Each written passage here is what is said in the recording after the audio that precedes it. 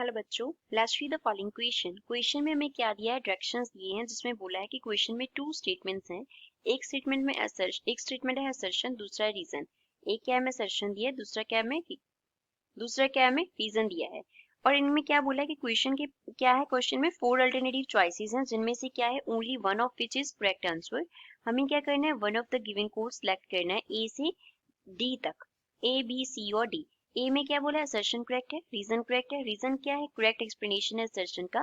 B में assertion correct है, reason क्या है, not a correct explanation for assertion. C assertion correct है, रीजन इनकरेक्ट है। डी असर्शन इनकरेक्ट है, रीजन क्या है, करेक्ट है। असर्शन में क्या बोला है, टू आइडेंटिकल चार्जेस को हमने प्लेस कर दिया कहाँ पे, at distance 2d apart. Two identical charges placed distance 2d apart along x-axis. x-axis के along हमने उनको रखा हुआ है। जो क्वेश्चन में हमें चार्जेस दिए गए हैं, कौन से बोले गए हैं चार्जेस, पॉजिटिव चार्ज दिए गए हैं। b जो इस तरफ है, b की along क्या है हमारे पास, x-axis है, ऊपर की तरफ हमारे पास y-axis हो गया। डिस्टेंस चार्जेस का कितना है, 2d है। The equilibrium of positive charge placed at point O midway between them is stable for displacement along x-axis.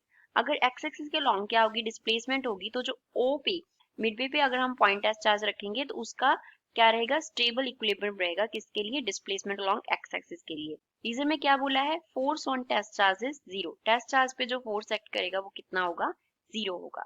So first of all we will talk about key concept used in the question. इस question में क्या की concept use होगा। Positive charge की अगर हम बात करें तो पॉजिटिव एंड पॉजिटिव चार्ज के बिटवीन हमारे पास क्या एक्ट करता है, देयर इज रिपल्शन एक्ट करता है। तो इस कॉन्सेप्ट को हम अप्लाई करेंगे एक तो क्वेश्चन में। दूसरा अगर हम बात करें कूलम्स लॉ की, तो वो हमें क्या देता है, फोर्स एक्ट कितना करता है उसका हमें मैग्नीट्यूड देता है। That is 1/4 pi epsilon not into Q1 into Q2, जो चार्जेस हैं अपॉन में क्या होता है, आर स्क्वायर। ये डायरेक्शन भी देता है, मैग्नीट्यूड भी देता है। हम यहाँ पे जस्ट मैग्नीट्यूड कंसिडर कर रहे हैं कि फोर्स है कितना। अब सपोज हमने यहाँ पे पॉजिटिव Q चार्ज रखा है और यहाँ पे क्या रखा है, पॉजिटिव Q चार्ज रखा है, और मिड पे यहाँ पे हमने स्मॉल टेस्ट चार्ज रख दिया। जो टोटल डिस्टेंस हमें दिया गया था दैट इज 2d डिस्टेंस दिया था। तो इन दोनों चार्जेस का जो डिस्टेंस था वो कितना था, स्मॉल डी। इन दोनों चार्जेस का जो डिस्टेंस था वो भी कितना था, स्मॉल डी। तो सपोज इन दोनों चार्जेस के बिटवीन जो फोर्स एक्ट कर रहा था वो F1 वेक्टर था, इन दोनों के बिटवीन जो था वो F2 वेक्टर था। तो अगर हम मैग्नीट्यूड में देखें तो F1 वेक्टर जो है वो इक्वल होगा F2 वेक्टर के, that is equals to 1/4 pi epsilon not Q into Q upon में क्या होगा हमारे पास, D का स्क्वायर, डिस्टेंस का स्क्वायर हो जाएगा। तो अब हम यहाँ से देख सकते हैं कि दोनों फोर्सेस मैग्नीट्यूड में इक्वल हैं। तो स्मॉल Q टेस्ट चार्ज पे दोनों फोर्सेस, दोनों चार्जेस की वजह से इक्वल फोर्सेस एक्ट कर रही हैं। अब यहाँ पे ये पॉजिटिव चार्जेस Q को क्या करेगा, रिपेल करेगा। तो इसकी वजह से जो चार्ज होगी, चार्ज पे जो फोर्स होगा वो इस डायरेक्शन में एक्ट करेगा।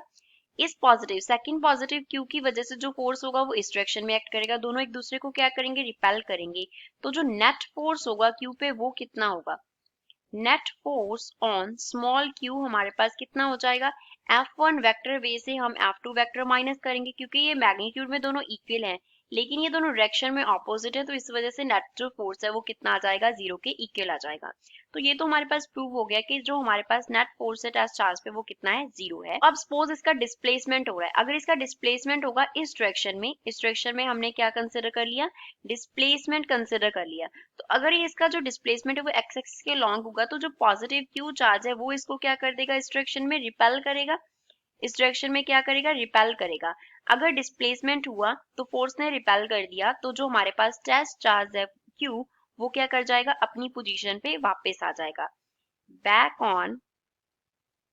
Comes back on its original position, तो वो अपनी ओरिजिनल पोजीशन पे वापस आ जाएगा।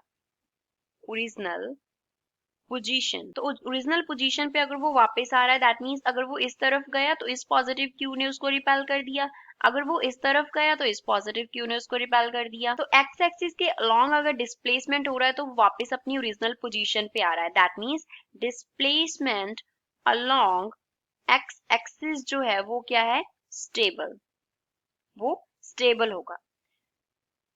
अब हम गिवन देखते हैं, असर्शन में क्या दिया है कि अगर टू आइडेंटिकल चार्जेस को हमने 2d डिस्टेंस से अपार्ट किया, तीसरा जो पॉजिटिव टेस्ट चार्ज था जिसको हमने O पॉइंट पे प्लेस किया था उसका जो इक्विलिब्रियम था वो स्टेबल था for displacement along x axis, ये ट्रू है। फोर्स ऑन टेस्ट चार्ज 0 है, ये भी ट्रू है, बट इस सीजन ने असर्शन को करेक्ट एक्सप्लेन नहीं किया कि क्यों उसका जो डिस्प्लेसमेंट है वो एक्स एक्सिस के अलोंग इक्विलिब्रियम, स्टेबल इक्विलिब्रियम है। तो हमारे पास क्या आंसर आएगा? B. assertion is correct, reason is correct, but reason is not a correct explanation for assertion. I hope you understood well. Thanks.